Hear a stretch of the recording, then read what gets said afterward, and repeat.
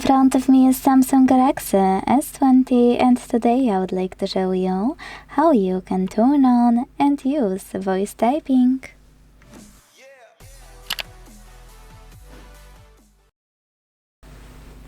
First of all, you need to launch your keyboard and tap on microphone icon at the top of it. Hit while using the app, select continue and start typing. To stop, operate the same microphone. To delete text, use this button with an X. To go back to standard keyboard, use keyboard icon on the left.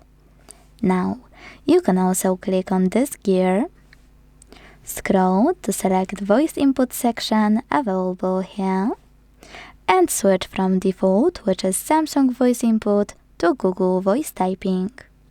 To do that, tap on Google and go back to your keyboard. Microphone will be placed in the same spot. Click on it, start typing, and when you're done, it will automatically stop. You can also operate it by clicking on a microphone though. To delete text, use this button with an X.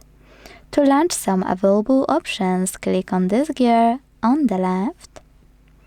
And last but not least, to go back to standard keyboard, use keyboard icon use this arrow at the top left corner. Thanks so much for watching. If you enjoyed this video, leave a like, comment and subscribe. Bye!